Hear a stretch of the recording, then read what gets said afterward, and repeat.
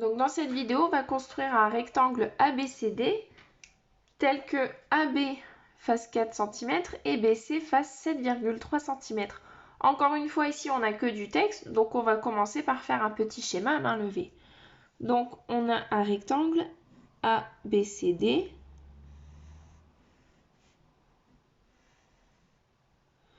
D'accord, un rectangle, ça a 4 angles droits. Et donc, je vais nommer ici A, B, C, D. Je sais que AB fait 4 cm et que BC fait 7,3 cm. On a fait notre schéma à main levée. Certains ici seront gênés parce qu'effectivement, là, avec notre schéma à main levée, notre côté AB qui fait 4 cm est représenté plus grand que notre côté BC qui fait 7,3 cm. Pour ceux qui sont vraiment gênés, on peut recommencer la figure, c'est-à-dire, je vais garder le dessin de mon rectangle, mais je vais effacer les côtés et le long de mes sommets. Je sais que BC fait 7,3 cm et que AB fait 4 cm. BC sera donc notre plus grand côté. BC sera notre plus grand côté et il fera 7,3 cm. Et AB fera 4 cm, donc je vais forcément ici placer le point A pour avoir notre côté AB qui fait 4 cm. Voilà, c'est rectifié. A, B, C, donc ici, on a D. Notre figure à main levée, c'est fini. On va commencer la figure en grandeur, en vraie grandeur. Donc, je vais commencer par tracer mon côté BC de 7,3 cm. C'est parti.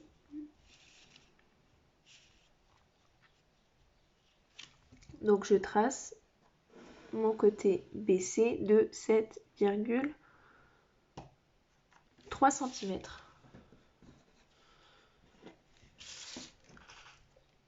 Ensuite, je vais tracer mon côté BA de 4 cm. Donc, encore une fois, tous mes côtés sont perpendiculaires. Donc, je vais utiliser la règle équerre pour tracer la perpendiculaire ABC qui passe par B. Je ne trace pas une demi-droite, je sais que BA fait 4 cm, donc je trace tout de suite mon segment de 4 cm. Ici, j'ai mon point A. Donc ici, BC fait 7,3 cm et AB fait 4 cm. J'ai affaire à un rectangle, donc je sais que les côtés opposés sont parallèles et de même longueur. Donc je sais également ici que CD, mais ce sera de la même longueur que AB. Donc je peux rajouter le codage. Et donc BC sera de même longueur que AD. Donc je peux rajouter le codage. Vous remarquerez ici, j'utilise deux codages différents. Ici un trait, ici un trait, ici deux traits, ici deux traits, puisque nos longueurs ici, AB et BC, sont différentes. D'accord? On n'utilise pas le même codage lorsqu'on a des mesures différentes. Pour placer le point D, alors deux possibilités. Soit je refais ici la perpendiculaire à BC qui passe par C et je place mon point D à 4 cm du point C sur cette perpendiculaire. D'accord? Ou bien je n'ai pas envie de mesurer et dans ces cas-là, je trace juste deux perpendiculaires. La perpendiculaire à BC qui passe par C et la perpendiculaire à BA qui passe par A.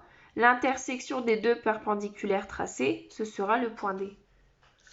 On va faire la dernière possibilité pour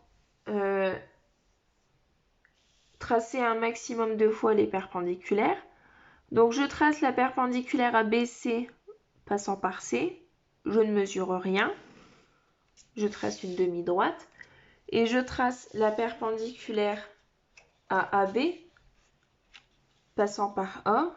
Encore une fois, je ne mesure rien, je vais tracer une demi-droite. L'intersection de mes deux perpendiculaires, ce sera le point D.